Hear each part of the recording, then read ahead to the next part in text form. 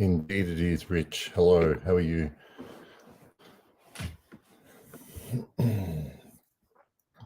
I'm on a bit early, so I'm just going to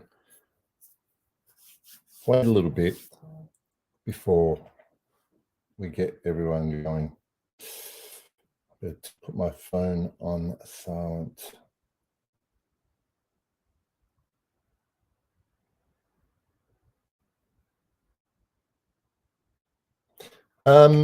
Yeah, I'm okay. I've had a bit of a strange week health-wise, but okay. I've been looking forward to this, like the end of my work week. It's Friday, so I cannot complain.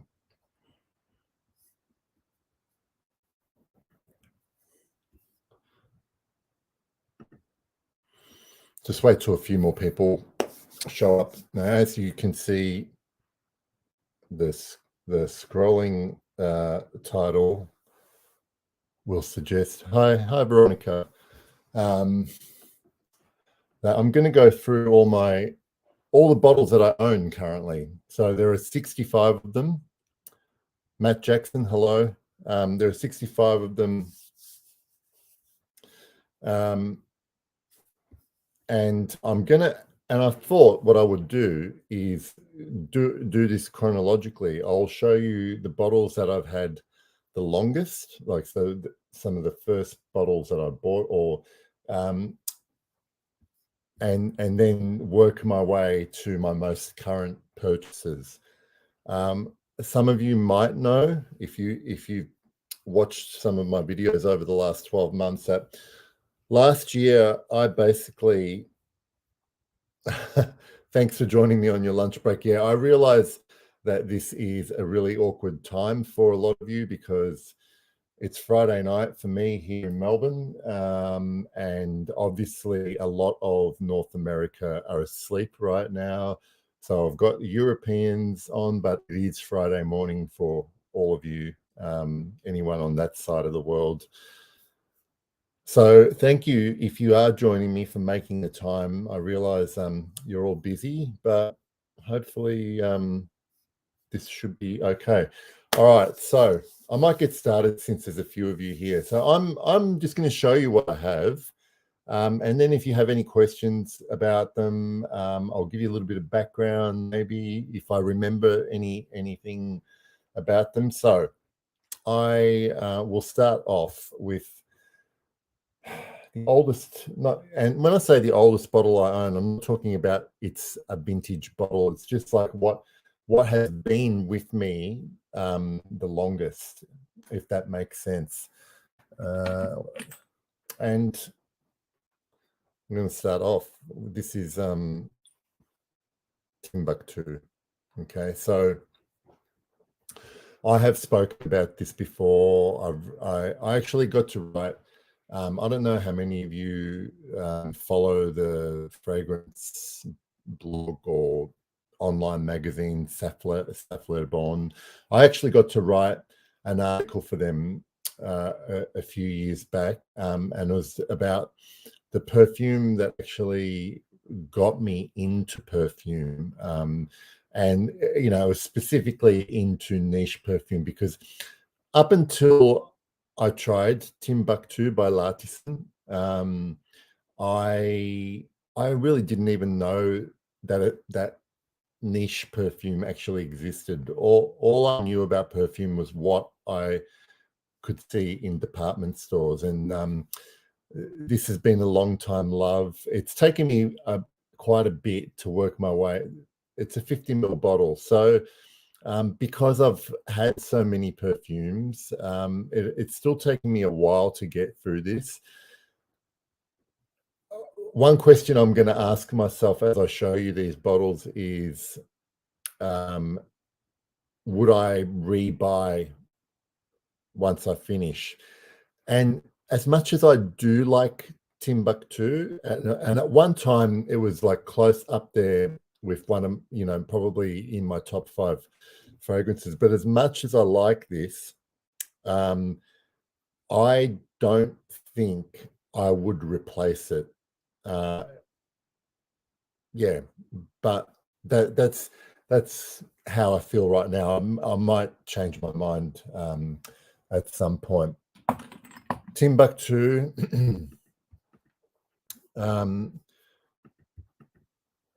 Next one that I've had for a while.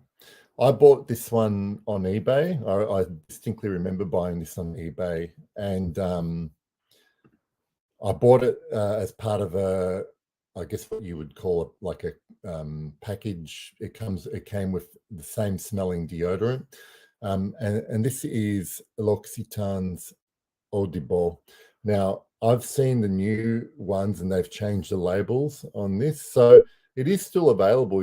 I can buy this in L'Occitane stores here in Melbourne, but I don't know if this has been reformulated, because I keep reading people talk about this, saying how weak it is, and this particular bottle of Eau de Baux has always lasted on my skin all day, and it's still fantastic. It's still like a fantastic incense vanilla, really. I still love it. I still love it. All right, next one. You've all heard me talk so much about this one. I think I'm also responsible for, I am going to take credit for this. I'm responsible for probably quite a few people I know who tried this and really liked it. It's 1740. So the first time I bought this was definitely one when I started reading things like base notes, Fragrantica, reading reviews, that this got talked about a lot. And my first bottle of this was a 15 ml travel spray. And then I eventually bought a 60 ml. So these are 60 ml bottles. Interestingly, I will say this in case, just as a point of interest. The 15 ml bottle that I used to have was 70. You know how a lot of bottles tell you what percentage alcohol there is, which indicates how much actual perfume ingredients are in there. The 15 ml that I had before this was 79%, which would tell you that it was, make basically mean that it was like 21% oils or perfume ingredients. When I bought this bottle, there'd obviously been some change, because this went to 81%, but I never noticed any difference in how it smelled, how it performed. But this will be like, this is always going to be in my collection as long as it's available. This is one of those perfumes that is like an all-time top 5. I might like, at different times of the year, I might be in love with other perfumes, but this is almost, like a signature scent for me. This, and there's one other perfume that I feel that way about.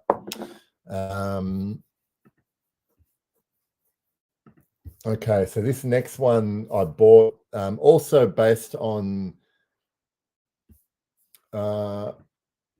yes, Veronica, I think you're right. There is also water. So I honestly don't know what that. I think the percentage always refers to the alcohol. Hang on. Yeah, so this one's 81% volume, but I think that is referring to the alcohol. Now this one here was the first Chanel that I ever bought. And I also bought it. This is one that I bought. You couldn't buy this one in stores in Australia. This isn't available in department stores. You had to buy it online. So this was a blind buy for me. And early on, like probably a lot of us, I bought I did a lot of blind buying, but luckily for me, like Timbuktu was a blind buy, but luckily for me, I really ended up loving quite a few of them. And this is Chanel Egoiste, a 50 ml bottle. This bottle is probably from about 2015, and even though that, that's I don't know if the original vintages were wooden caps, but this is plastic. This is 100% plastic. That's what my sprayer looks like, which is a little bit different to other Chanel bottles that I have. But yeah, this is a beautiful. I'm going to spray some on because I know people talk about vintages and how much better they are, but one of the advantages of never smelling vintages is if you like the ones that are available that you can buy now, you kind of don't know what you're missing. And I really, really love this, and this is another one I'd happily repurchase. Now, just on that topic, I don't actually have backup bottles of any of these perfumes. I've kind of learned to be a little bit philosophical about perfumes, in that because I've got a couple here that I'm not going to be able to replace, in that if something gets discontinued and I run out of my bottle, I'm sure that I can replace it with something else that isn't that perfume. Maybe it's similar or it's in that style. But yeah, I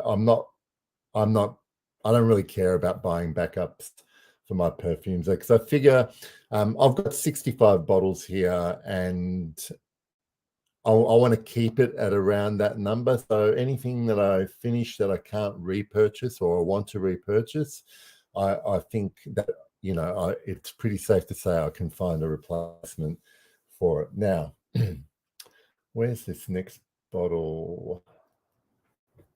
I can't even see it. Here we go. This one here is the cheapest bottle that I have in my collection. In that, when I bought this bottle, it only cost me maybe, I want to say it was about $11 Australian. I think it's like 88 ml bottle. It's a cologne concentration. It's a very cheap packaging,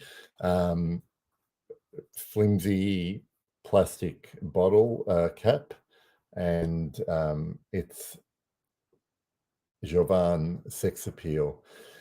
Look, I have to admit that when I saw this in store, I basically bought it for the curiosity. Okay, so I had heard of Jovan, the musk perfumes, and this I hadn't heard of, and I thought, oh, what a really cheesy, corny name this is. And then if you ever get a chance to do a Google search and read the advertising copy for this perfume, when it was released, it's just so cringy. Like it literally is one of those ads that tells you that if you spray this, you'll become irresistible to women. But the thing about it is, I still have it, because every time I wear it, I'm blown away by how much I like what this smells like. It's this combination of spicy, green notes, and there's nothing really distinguishable on this bed of ambery musk. Really, and it's really representative of the period that it was released. Like, this was released in 1976. It's almost as old as I am, but I love it. I just love it. And it's not the same smell, but like it's right up there with, it's right up there with Lagerfeld Classic, which I'll talk about in a little while. In that in that kind of hairy-chested, masculine style of the late 70s. My next one. Now, this I got. There's quite a few perfumes here that I always remember that I got for my birthday. So this one I got in 2017 for my birthday in 2017, and it is my scent of the day today. This is Comme des Garcons Two Man. I did an Instagram post about this today, and I think, you know, like I probably didn't describe the smell very well in a way that makes it sound great, but this is one of the best, one of the best incense perfumes that I've smelled. And when I'm talking about incense here, I'm not talking about resinous incense. I'm talking about the smoky quality of incense. This really does smell like snuffed out candles to me. And then when you add the aldehydes that are in here, it gives everything this kind of fizzy, fresh quality. And it's really strange because there are other notes in here which I don't really pick up. I mean, there is a kumquat fruit, there is mahogany, but the only other perfumes, only other notes that I pick up are like this very light vetiver note, and this leather note in here doesn't smell like leather, but it almost smells like fake leather, if that makes sense. But anyway, it's one of the rare smoky incenses that you could wear in warm weather. I think this works really, really well, and I think it's mainly because of the aldehydes. So that's Two Man, which I've now had for 5 years, coming up on my birthday. All right, so next is one of my favorite fougères. Also, one when I bought this, it was actually really cheap as well. It is a little bit difficult to get because it's not sold in many places. I actually bought this directly from Ireland. This is Fragrances of Ireland, and this is Patrick. This is just a straight up beautiful spicy green fougere that gets very close to having a real fresh fern note, and there is a beautiful mossy base on this, but this is real cool weather green fougere style. I don't know how much it costs to buy this yet. I mean, you can see I haven't made much of a dent in this one because I do tend to wear this actually more in the warmer seasons. But definitely it's in my top 2 fougere style fragrances. All right. So I'll just check to see, guys, if you. I'm just going to show some comments. Yeah. So Cole. Yeah, musk. The pheromones, of course. I think I think perfume brands probably got away with a lot more back then. Not that there isn't a certain amount of bullshit in advertising perfumes these days. Have I tried to? Do you mean just the original Comme des Garçons too? No, I have not tried that one. All right. So, what was next? Speaking of incense perfumes earlier, this is kind of a reference frankincense for me, okay? From Comme des Garçons as well, Avignon. So for those of you that don't know, there is a series of incense perfumes that Comme des Garçons put out, and they basically tried to represent the major religions of the world and the incense that you may find burning in, for instance, Avignon represents Catholic Church, and for a lot of people, this does smell like the incense that they grew up in church with. For me, I recognize that it's a beautiful frankincense perfume, but I don't have that association, mainly because I didn't go to church when I was growing up. And I mean, I have been in churches, but for me, this is just a beautiful reference frankincense perfume. There is myrrh, there's labdanum in there. There is something kind of solemn and warm about this perfume, which to me also has the disadvantage of not making it very versatile to wear. This, for me, only gets worn in the depths of winter. Now, we don't get freezing winters here, but I only like this in cold weather. And it is a mood, right? So it's not, like I can't just wear this whenever I like. I need to want to wear it. Now, I really can't tell how much I've got left in there, but I'm probably halfway through the bottle. I probably wouldn't replace this as much as I like it. But again, this is another perfume which I've enjoyed and I've held on to. But when this empties, I don't think I'm going to go out and buy another bottle of Avignon.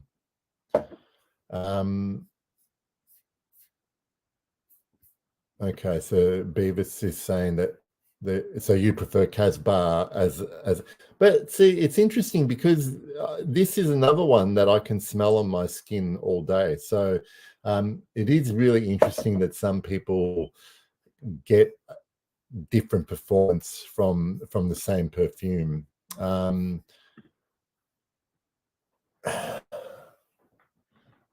This one was bought mainly on reputation, but it wasn't a blind buy. I did, I heard a lot about it, and I did get to smell this in store as well. It's really funny because this is one of those perfumes that I felt I needed to have in my collection, even if I didn't necessarily love it. But the interesting thing about Antaeus from Chanel is that the more I wore it, the more I fell in love with it. It's I find it interesting how we originally come to have our bottles, whether it's love at first sniff, blind buy, or you sample it for a long time, then you buy the bottle. And in this case, reputation had a lot to do with it, and I still bought it even though I didn't love it. But at the time I bought this, I didn't actually have that many bottles, or not as many as I do now. And so I was kind of in this process of building my collection or building my wardrobe. But it's funny because if I hadn't have bought this back then, and I've got all the bottles I do now, I'm not so sure, even if I smelled it. Basically, if I had to make a decision now and I only smelled this once, I might not have bought Antaeus, if that makes any sense. But I keep it now because I did give it a chance and I wore it, and the more I wore it, the more I loved it, basically.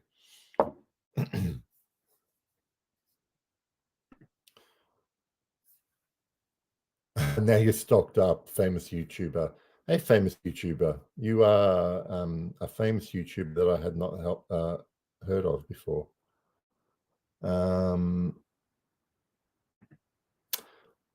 Yeah, yeah. I don't know. I don't smell Antaeus on the street.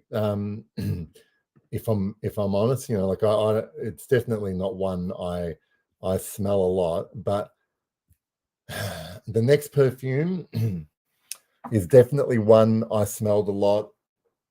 in the early 90s, probably. And it's funny because I had a bottle of this, so I would have had a vintage bottle if I still had it. I had a bottle of this in my early 20s, and but that's when I used to only have one or most two perfumes. And Fahrenheit. Now the reason I have this perfume right now is about 5 years ago, when my daughter wanted to buy me a Christmas gift, and she actually went with her grandmother to the department store, and that the people there, she was at the Dior counter and she smelled a bunch of stuff. So she probably would have smelled Dior Sauvage. She probably would have smelled Dior Homme. What else were they selling? Probably Eau Sauvage. And she would have smelled Fahrenheit.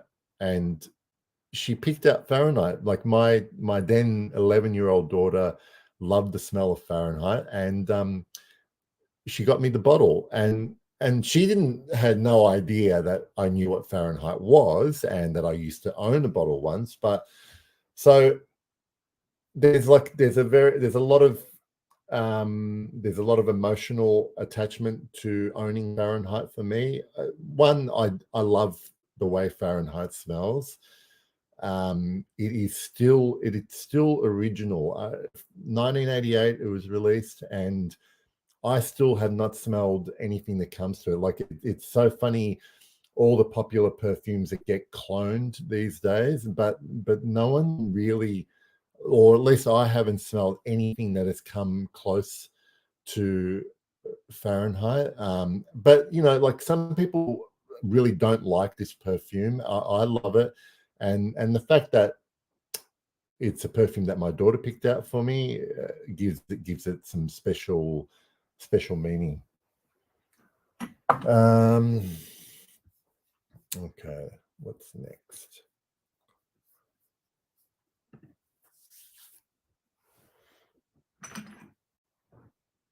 Mugler Cologne. This is basically my summer staple. All right, so this is again one of the perfumes that I only wear in the heat. Sometimes I put this bottle in my fridge and just overspray. Now it looks like I've got a big bottle and it looks like I haven't used much of it, but I'd already been through a big decant of this before I got this bottle. It's just like the epitome of the best smelling clean soap you could find in the most refreshing shower without actually having a shower.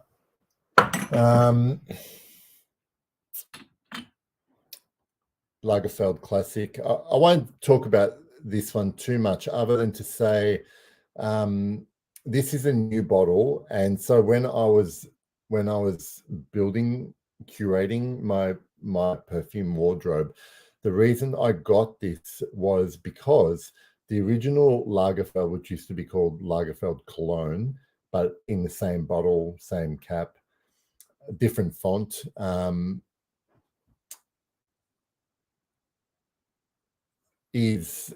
was literally the first perfume that I was given as a gift, and I was probably only like 16, 17 years old. This came out in 1978, and so my aunt actually gave me the original Lagerfeld Classic as a gift, as my first cologne, right? And so when I saw that this was still available, when I started buying perfumes, I wanted to have it again, and I was aware that this is a newer version and it would have smelled different, but it is such a distinctive scent that scent was kind of ingrained in my mind, and I actually now have a decant of the original, and the smell is there. Like this new version, that it has all of that DNA, all of that identity. It's probably not as strong as it used to be, because that thing was a bit of a beast. But I really love this. This is, for me, this is like a real quintessential Saturday Night Fever disco scent. But I don't have, big collars. I've got the open shirt, but no collars. Hi, Stacey. Happy Friday. It's happy Friday evening for me. All right. Now I'm going to talk about my favorite fougere and my favorite amber, which I bought at roughly the same time. Now, if I can find them, where have I put them? Here we are.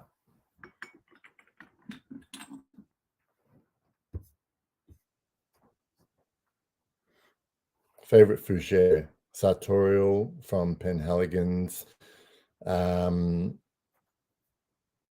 What can I say about this? This is like, I was talking about Patrick before, being a warm weather fougere, being spicy, being light, being fresh.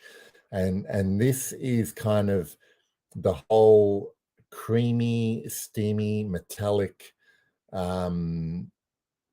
beautiful, thick lavender. It is a posh brut, definitely a posh brut. It does remind me of brut.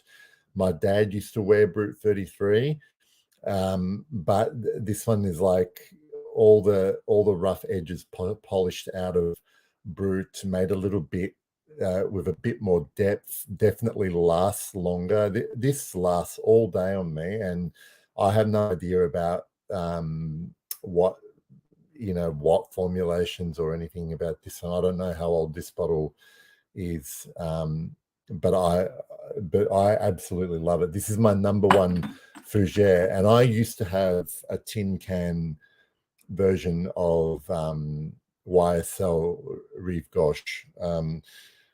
My favorite amber, my very, very first Serge Sultan, Ombre Sultan. I think Rich mentioned before that this was a perfume that did it for him, got him right into perfume.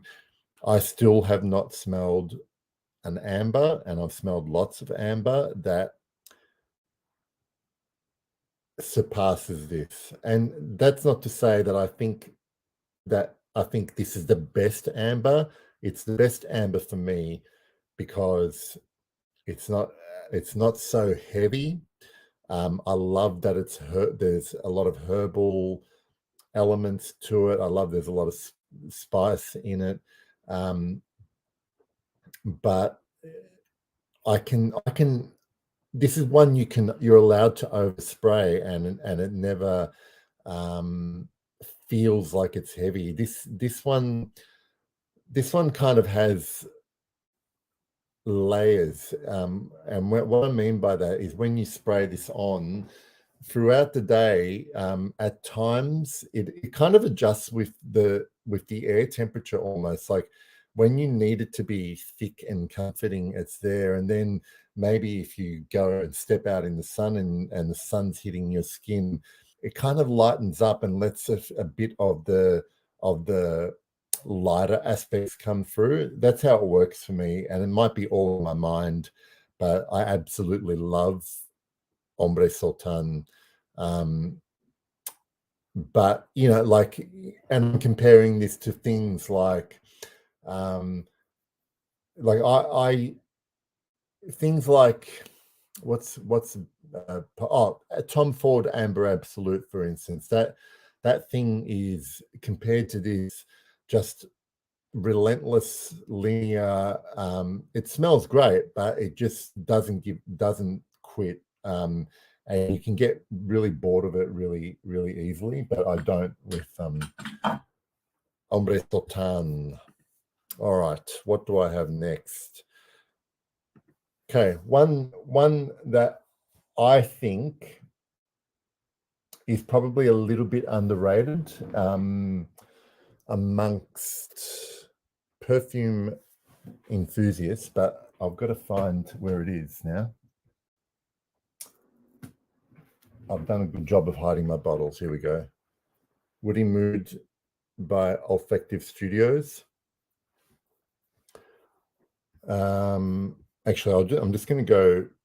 I just want to show this comment. So, yeah, I had a little 15 mil of 114, Amber 114, and I really liked it as well. Things like Dior Mitza as well is one of those ambers. So I really like how they smell. I felt like they were just too heavy for me. Yeah, and Diana, amber is a very popular genre of perfume for a lot of people. Woody Mood is from Olfactive Studios. This one I bought. I was with a friend of mine. We were in a local perfumery, and we were just trying out lots of perfumes because that's what you do. And we decided to try some. And as soon as I smelled this, and I will admit that I was very interested in trying this because the perfumer is one of my favorite perfumers, and that's Bertrand Duchefort. And he was the composer of this perfume. This is like a really weird combination for me of ginger, really dry woods, and this kind of dry, dusty, bitter cocoa. But it's not a gourmand fragrance, even though that might sound like it would be. It is literally a woody fragrance, but it's so hard to describe. There is dry. It's a dry perfume with sweet aspects, with fresh aspects, with warm aspects. It's a very versatile. I find it very versatile, and this one is crowd pleasing as well. Like I have had comments about this one smelling good as well. So I always recommend people try this, and I've got a couple of friends on here that that like Woody Mood as well. Stacey likes it, and I think Eve from Eve Spider Smells really likes it. Let's talk about some of my favorite roses, or one of my favorite roses. This one is probably as close to a gourmand rose that I would say, yeah, it's like a gourmand rose. This is Le Mat from Mendittorosa. I was sent a sample of this by a friend on Facebook, on a Facebook group, never having heard of this house and all this perfume. And when I started wearing that sample,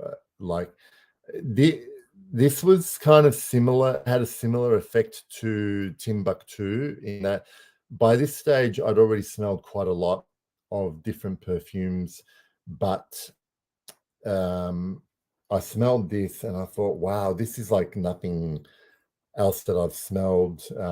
It's really different. It was one of the first perfumes with a big rose that I felt comfortable and loved wearing. But also it's when I probably discovered, well, actually no, because 1740 has got an Immortelle note. So I was also curious about this because Immortelle was a note I was very interested in, but this is Immortelle and rose, whereas Histoires de Parfums, Patchouli, Immortelle, Leather, rose. This one here is rose, Immortelle, clove. There is, I think there's pepper in there, so it's like a spicy. The Immortelle here is kind of a sweet, syrupy Immortelle. And Beavis, yeah, it's, well, I mean, strong. Like, it's not, I wouldn't say it's the strongest perfume that I have, but it is strong. You're right. You don't need a lot of sprays of this, and it's just one of those beautiful perfumes that kind of put a spell on you when you wear it. All right. when I first started getting into Guerlain, it took me a while. It took me a while. Like up until now, there was no Guerlain in my collection. And then I had a decant of Heritage EDT. I finished that decant. By the time I finished that decant, I knew that I needed to have this perfume. So this became my first Guerlain in my collection, and now Guerlain is my most represented house in my whole wardrobe. For a long time, this was very. I couldn't work out this perfume. Like, it was a mystery to me. It.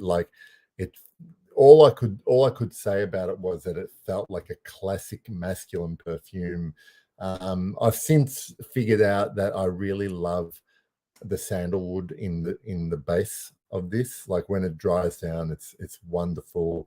There is a lovely patchouli that is prominent in the opening as well, but then for me, this has got that classic Guerlain mixture of woods and vanilla that dries down in and it's just beautiful to wear. Albeit, of all my Guerlains that I own, this is the one that I feel is the most easy to criticize for maybe smelling a little bit dated, right? I don't want to say old-fashioned or anything like that, but I don't smell. I'd be surprised if there were a lot of guys younger than me who would wear this.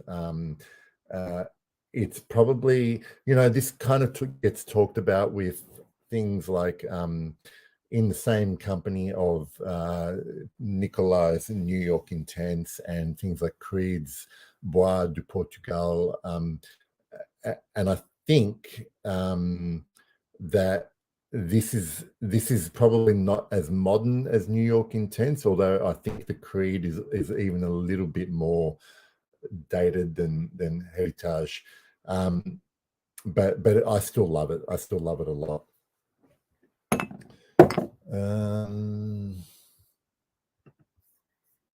Yeah, well, I mean, yeah, it's a reasonable thing to do.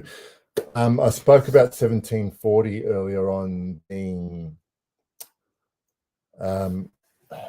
like a signature scent, almost a signature scent, and this is the other one that I kind of regard, although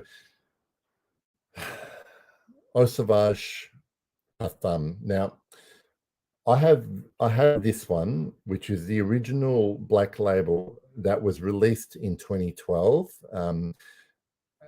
as a parfum flanker to the 1966 Eau Sauvage Eau de Toilette. Now, they don't, to my nose, they don't smell similar at all. This is much darker, dominated by myrrh, and there's a vetiver, and it opens with a bergamot in the opening. But really, it's all about this kind of resinous, vanilla-y myrrh that it dries down to. And it's absolutely beautiful, and it's a beastly, long-lasting perfume on me. I actually am lucky enough. This batch was actually this is actually a 2012 bottle, if the batch codes are correct. I have a 50 ml of this. Now, in 2017, this got reformulated, so you can't buy this one anymore. But it comes. If I can find my bottle, I'm gonna skip to this one. So this is what it looks like now. Okay, so in 2017, this got a little bit of a makeover and it got reformulated. It's not exactly the same as this one. This one is a little brighter. It doesn't use myrrh like this one does. This has elemi in the base as its main resin. It's a little bit sparklier and brighter, but I think this is its equal as a perfume. Like, I think this is this is one of the best reformulations of anything. ever, in my opinion, or at least that I've smelled.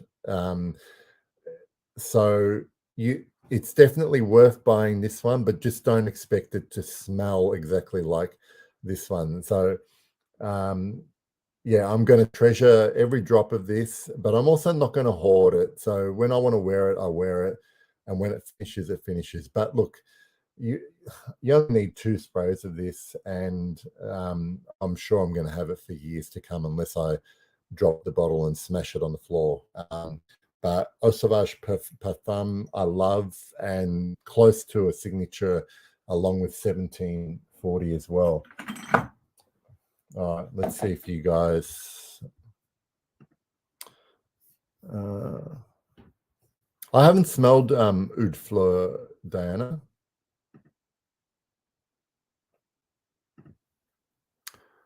You wish the opening on the 2012 lasted longer. Okay, interesting. I that's kind of never crossed my mind, because I just love the what it dries down to.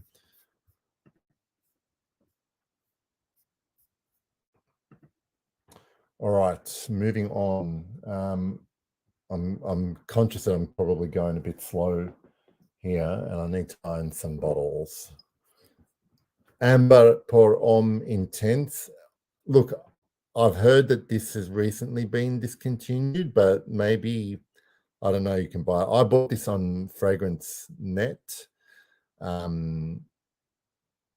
This came out, I bought this in 2016. I've still got, like probably 2/3 of a bottle of the bottle left. This is my least favorite bottle shape, I have to say, because it's so awkward to actually hold and spray, but it smells beautiful. And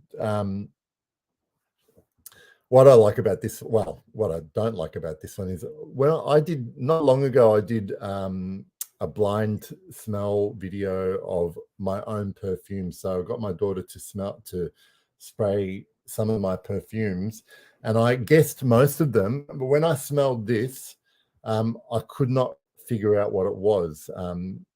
But there you go. But this also has a beautiful myrrh note in it as well, more vanilla, lots of patchouli. But I really like this one. This is just so easy to wear anytime. Prada Ambre pour Homme Intense. And then I want to talk about what I think is kind of an underrated, if I can find it.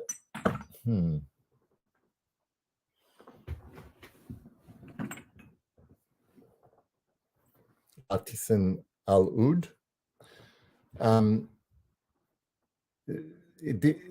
I think this is one of my first forays into kind of stinky perfumes. Now, when I say stinky, this has got, I think this has got a lot of cumin in it.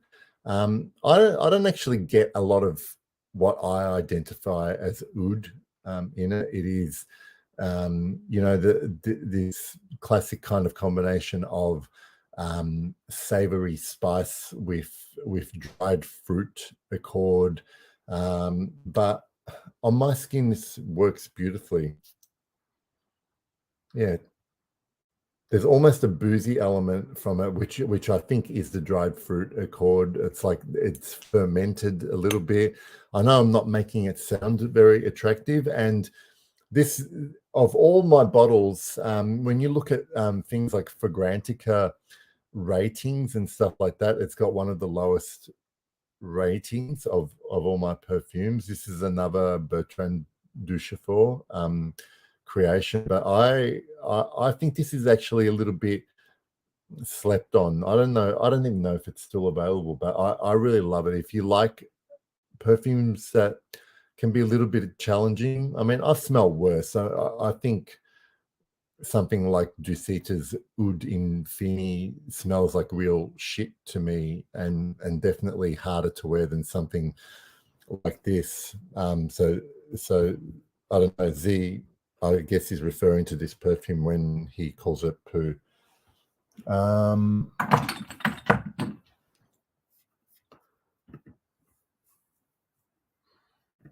Speaking of perfumes that I'm never going to be able to replace. This is my one and only MFK. This is Absolue pour le Soir. Gorgeous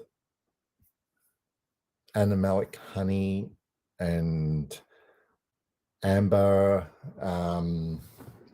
spices.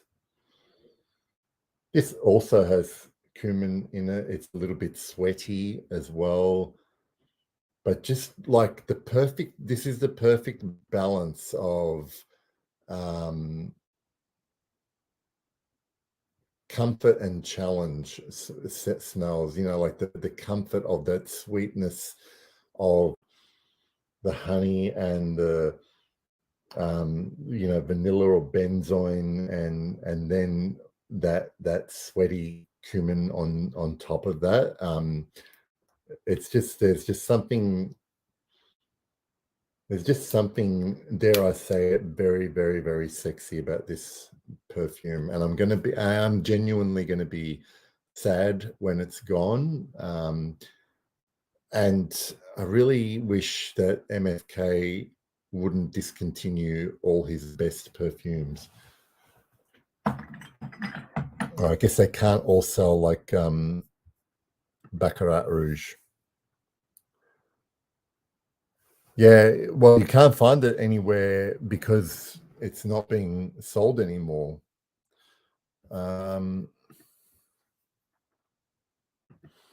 Continuing on with our theme of cumin, caraway, Jean-Claude Hellena's Declaration. This was one of the, okay, so a short story about this one. This is one that I sprayed on in store. I put it on the back of my hand and, like didn't think much of it, to be honest, like didn't think much of it in the opening.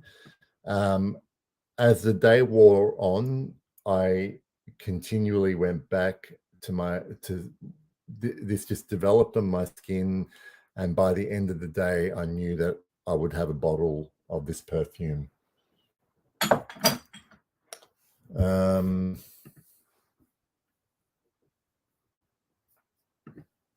A perfume that I had a decant of for a very long time, and way before I actually finished the decant, I knew I would be getting a bottle of this. This is 34 Boulevard Saint-Germain from Diptyque. This is my first Diptyque bottle. I lie. I did have a bottle of Tam Dao,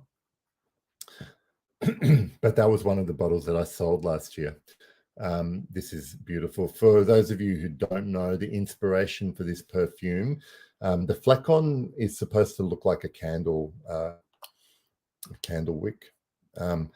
And the inspiration for this perfume, I think it was in 2011. It was the anniversary, Diptyque's anniversary. I don't know which anniversary it was, but basically they came up with a perfume that was supposed to smell like the actual store at 34 Boulevard Saint-Germain. So it's a combination of all the smells from that store.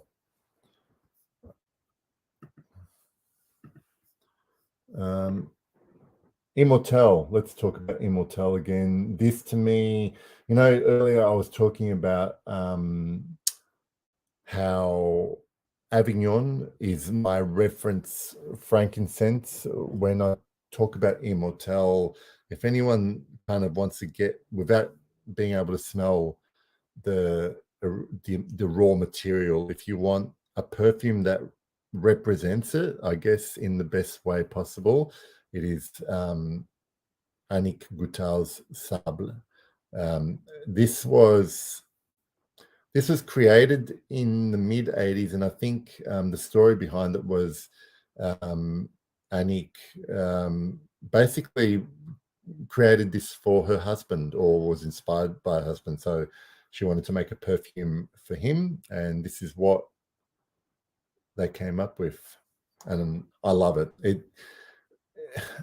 If you don't like Immortelle, it's very, very unlikely that you are going to like this perfume, because it's not, to me, it's not a perfumey smell at all, but it captures all its facets, from the savoriness of it, to the spicy savoriness to it, and then it still has that kind of burnt maple syrupy aspect to it as well, all at the same time. And it also does change, I think, depending on how warm or cold it is. Boy, oh boy, I've still got quite a few to go. All right. Caron, Third Man, Le Troisième Homme. Beautiful, beautiful. For me, this is a beautiful combination. I love the top, middle, and bottom of this. Like, this is one of those perfumes where I love every phase of it. The opening is one of the best juicy, mouth-watering bergamots that you can smell, and then it sort of seamlessly evolves into that kind of warm, sweet, fruity clove. So it's like, you don't even notice it. It's like the bergamot melds into this clove, set off by this aromatic lavender, and eventually it just goes into this this mossy base that is dry, and like what's the word I'm looking for? Really assertive. It's I'm loath to say it, but it's quintessentially like a masculine perfume done perfectly, I think. Anyway, that is now, well, this and Tabac Blonde.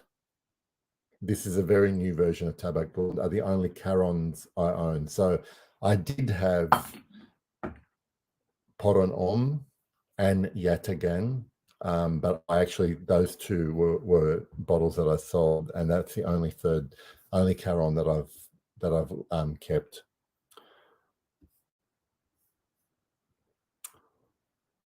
All right. One of my big loves for the last couple of years. It's a classic. I'm not going to talk too much about it. Habit Rouge. What I will say about Habit Rouge was two things.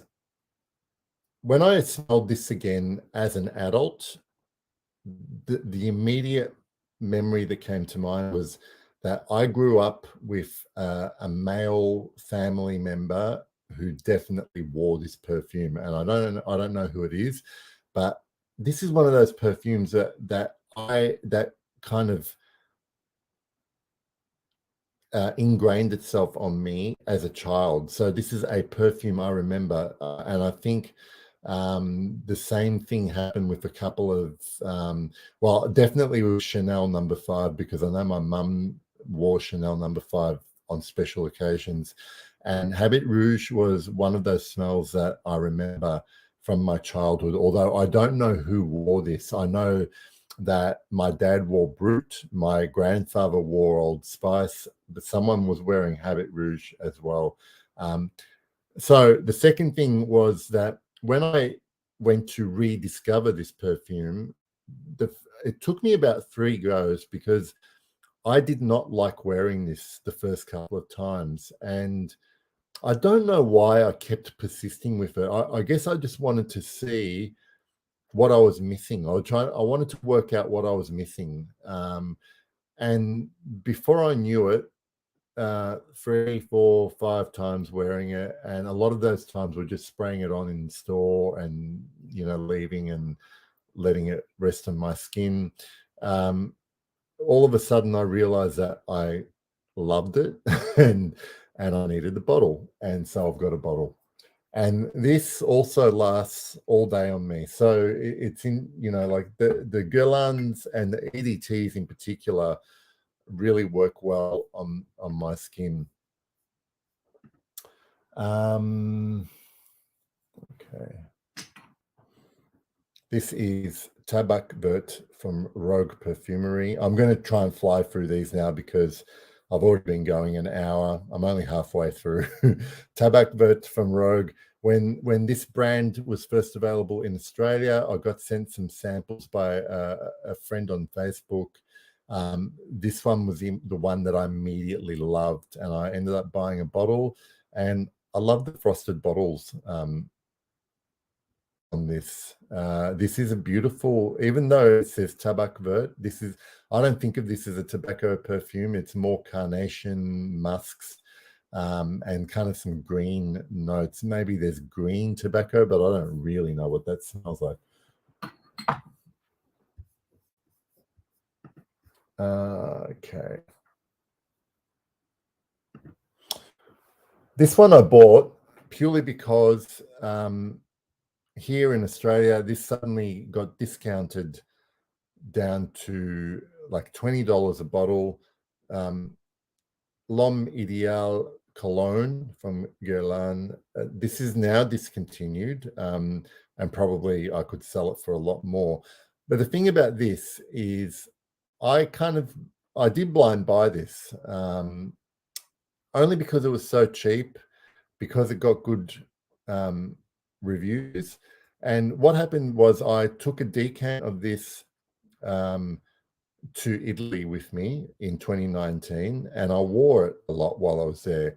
And so I made some pleasant scent associations with this perfume. And this is another one that, especially in the summer, I love wearing, and it gets better every time I wear it. Okay.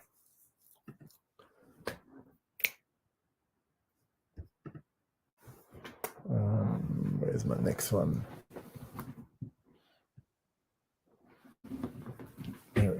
Some of these bottles.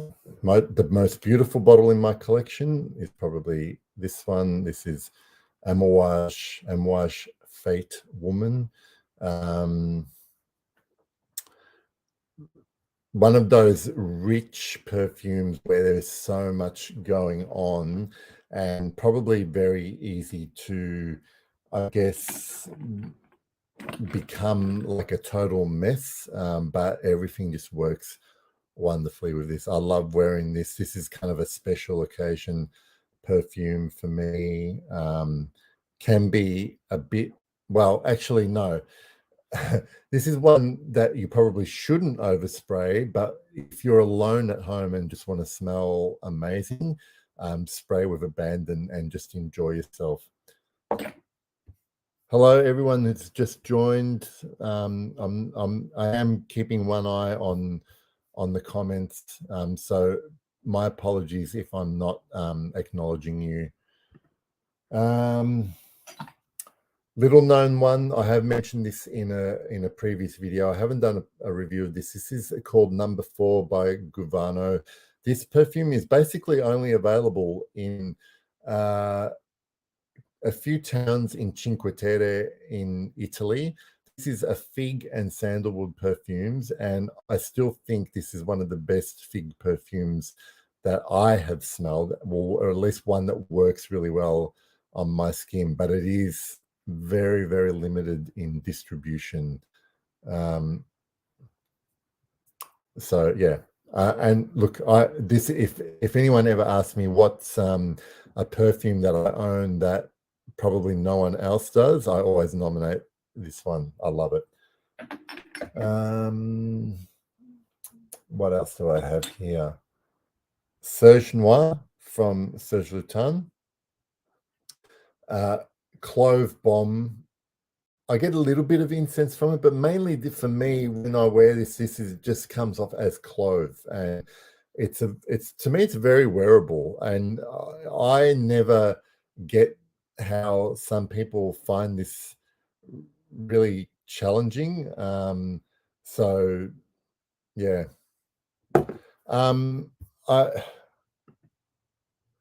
I I don't have any options for a strong, powerful spring perfume like the.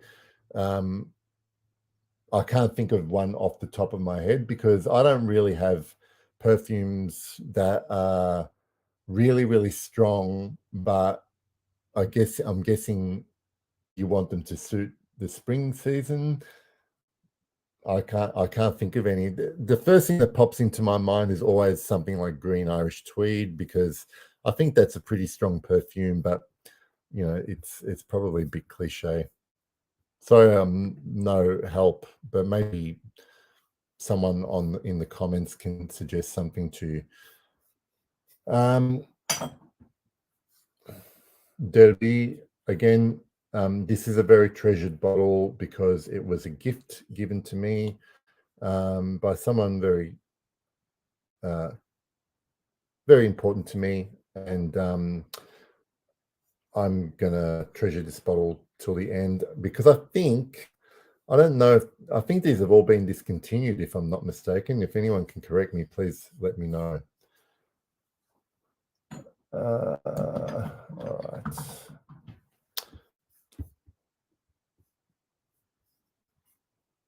Oh, here we go. Okay, Nuit de Bakelite as a strong spring perfume, that would work. It's definitely strong.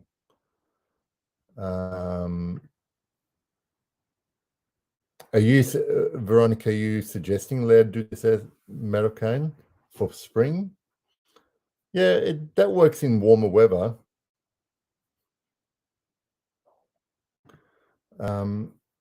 Oh no, yeah, I love Derby. Love it. All right, let's have a look.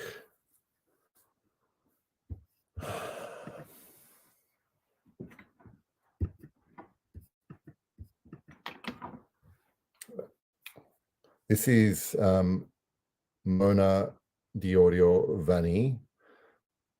So people talk about this as like one of the good or the better vanilla perfumes, and yes, vanilla is a big part of it, albeit this one is kind of a very spicy, boozy vanilla, and I really love this bitter orange and clove thing that's going on in the opening. It's almost gives it a bitter vanilla flavor instead of the usual heavy sweetness that you get from a lot of popular vanilla perfumes. But I really, really, truly love this one, and this one I bought again secondhand on Facebook as well.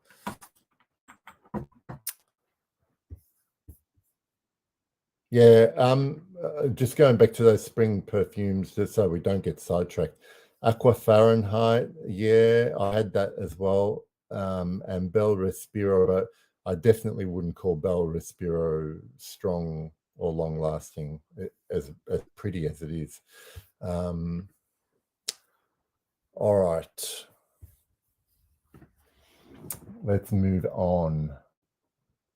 For a while, I got heavily into I've lost some bottles. I got heavily into Carnation, and I'm trying to look for my Louis bottles.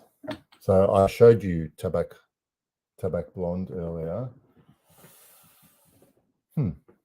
Oh, there it is. It's hiding. Benzoin, Carnation, beautiful, very cloudy kind of projection on my skin. Like it always feels like a perfume that's kind of floating about a foot off skin. Now I'm starting to get into a lot of the purchases I made during lockdown, and one of during our first lockdown in 2020, I went a little bit crazy buying perfumes. I bought stuff like Habanita from Molinard, which I love. This is one of my perfumes that has quite a distinctive mastic note in it, and for a time I was only guessing at what I was smelling was mastic resin in here until Marie from Misko sent me some mastic material, and then I was able to match it up in my head with what I smelled in that. It's a really, really pretty resin. So just going back to Louis, Jonathan is saying it's no longer available. I think it's been repackaged by Guerlain and renamed. So what's it called now? I'm just looking it up. I'm not going to pronounce this correctly, although let's see if you can hear this.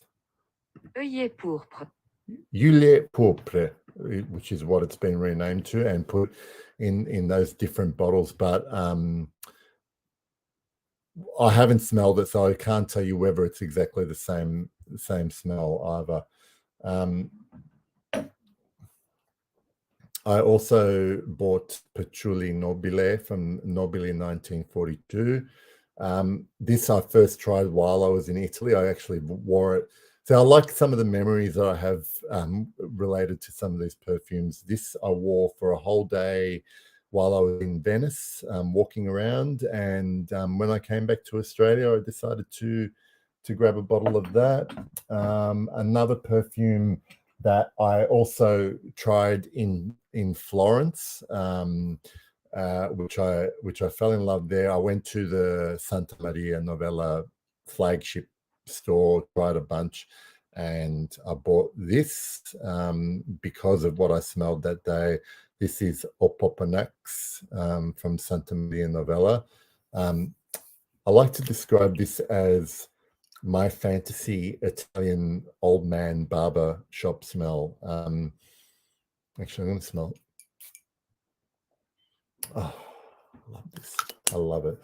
I'm not sure how much of it is dominated by, it's definitely there. The resin or Popanax is there, but it's also really clean.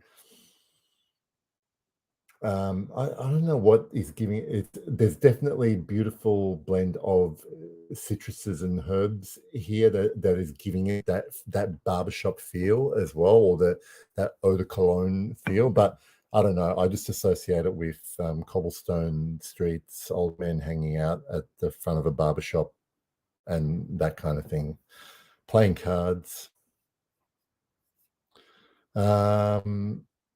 All right, what else do I have here? I'm just kind of winging it now.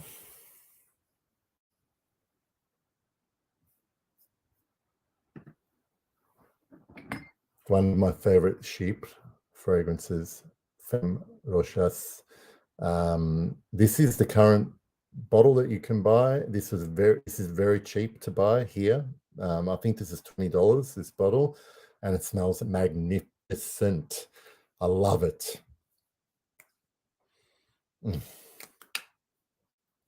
All right.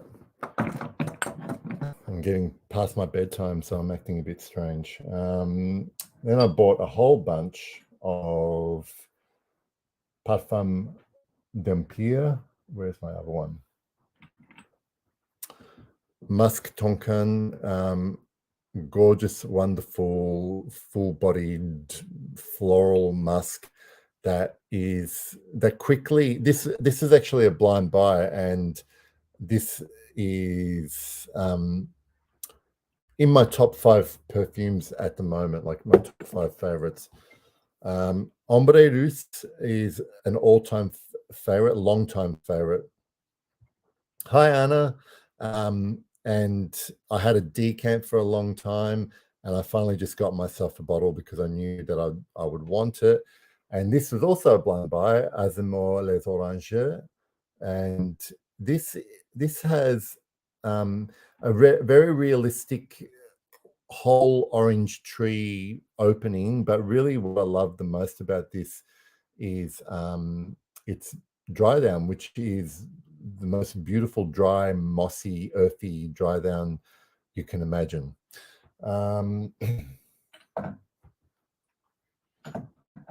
I also Patchouli Intense. I bought this along with New York Intense. I have the small bottles of New York Intense and Patchouli Intense. You know, there's a lot around that you can find out about them. I've got a couple of bottles in their boxes. Oud Palau as well. Oh, there we go. Probably my favorite diptyque, and is Stinky Oud, but it's my favorite Oud Rose combination. Another favorite Immortelle of mine, Afternoon of a Fawn. This is kind of a strange one, because it's herbal. I think there is things like wormwood, maybe. It's kind of anisic. The Immortelle here is definitely on the greener savory side, and then there is a lot of moss in the opening. This is one of the strange perfumes that I own, but it's kind of a bit spellbinding to me. Like at times I think I shouldn't like how this smells, but when I wear it, it becomes really addictive. I love when a perfume does this, because it almost passes my intellect to make me like it on a kind of sort of subliminal, unconscious level, if that makes any sense.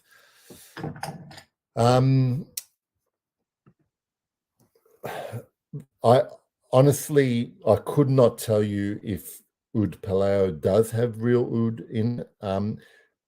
If I had to guess, I would say there is some, at least, because it's definitely one of the funkier oud rose combinations that I've smelled, and generally a lot of the synthetic ouds that I've smelled don't smell so dirty. This is my most recent purchase. This is the beautiful Ensemble Mythique from Guerlain. I've wanted this one for a long time. In fact, for a long time I had Ombre Nuit from Dior, which is a beautiful rose perfume with ambergris and pink pepper. But once I smelled this one, which has similar notes, I'm not saying it's the same as Dior Ombre Nuit.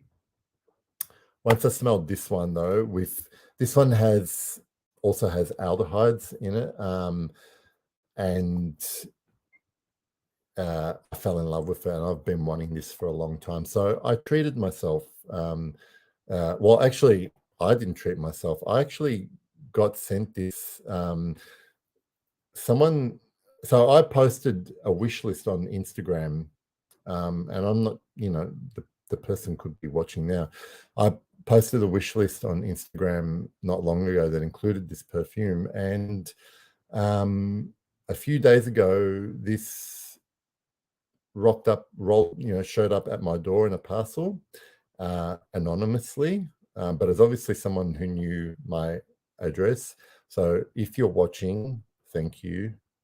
I'm so amazed and appreciative that I have this bottle. Thank you. What else do I have here? One of my favorite kind of aromatic floral perfumes. This is Barry Lyndon from Maria Candida Gentile. Also a blind buy, but a successful blind buy. All right. I'm tell you what, it's been an hour and 20 minutes. Where does the time go? If you guys have got any questions, please tell me. I'll answer your questions. Otherwise, it's been lovely to have you all on here. Okay, I'm just going to show some comments.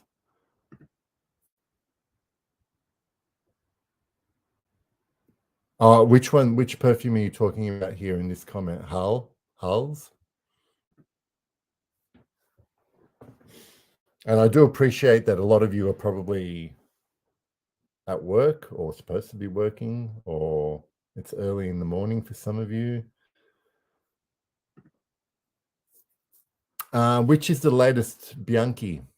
Is it which one is it? Oh, I haven't kept up with the latest releases.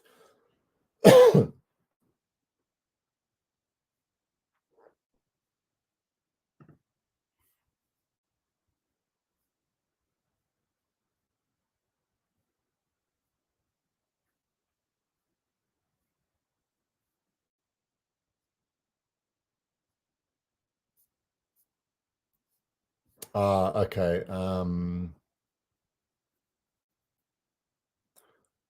Lux Calm Velupt. I haven't tried it.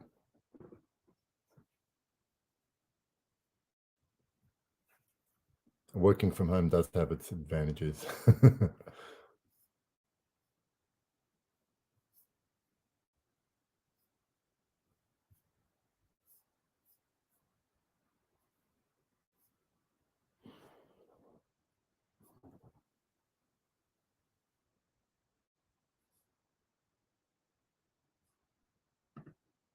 Well, it's funny because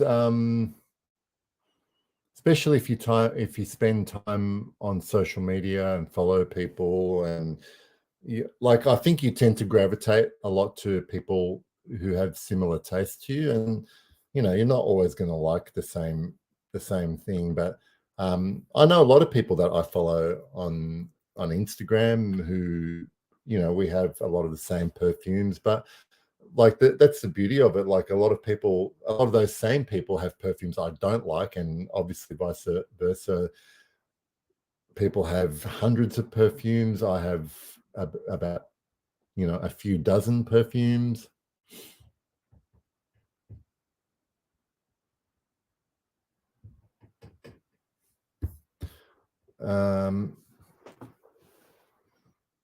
I have tried Tabak Taboo, famous YouTuber. I've done a review on my channel for it. I liked it.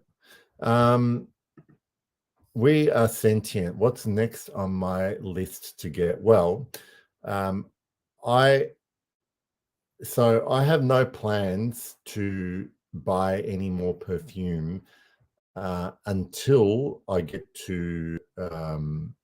So I'm going to be in Germany in June.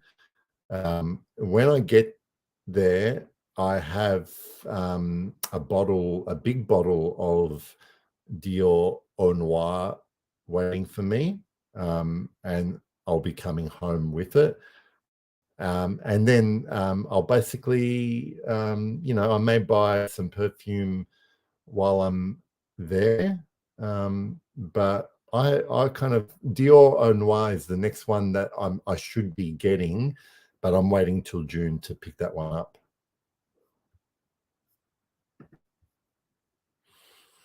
Am I still thinking, WL, who are you? You know me, don't you? Am I still thinking about getting a bottle of Angelique Noir? If they come up with 50 ml bottles, I might consider it, but like the way they're priced at the moment is crazy. I'm not desperate for, as much as I like it, I'm not desperate for it.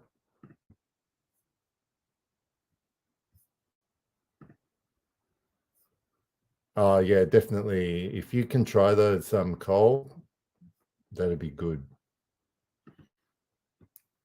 Moth and rabbit when I'm there.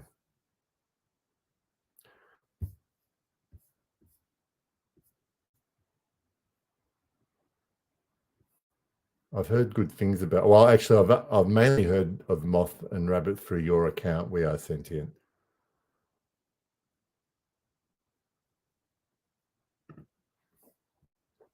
I've tried Sunshine Man, and I can see the comparison, but they're not similar at all. I love the Dior, the Noir, yeah.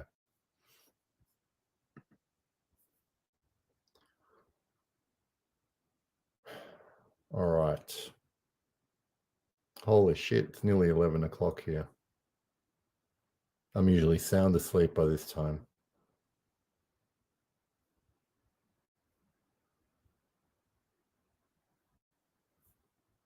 Yeah, well, I've heard of the Nimir Parfums. I don't think I can get them here at all.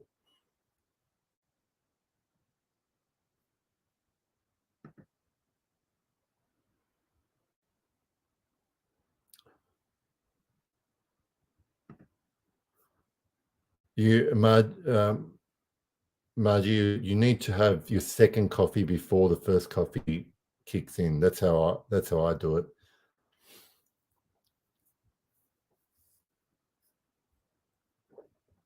All right. Well, seems like I've got 30 people watching, but I'll give you one more chance to ask me anything, and then I might call it a night, everybody.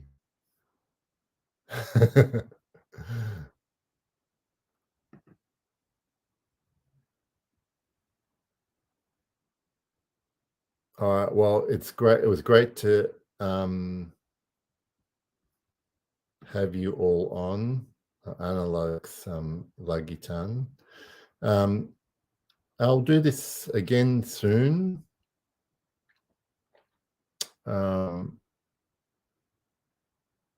Because it was fun. I'll try and do it. I will try and do this on a weekend next time, and that way you guys aren't also busy. All right, see you guys.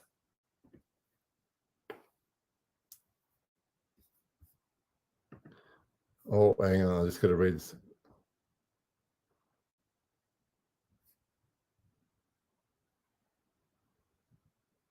Wow, okay.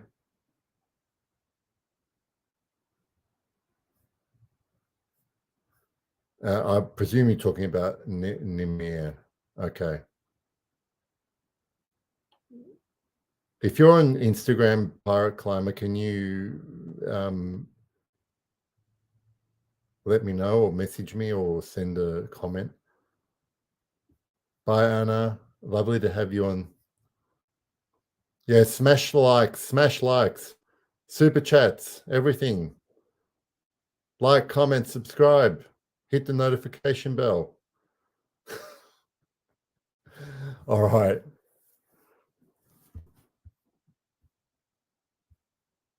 See you guys.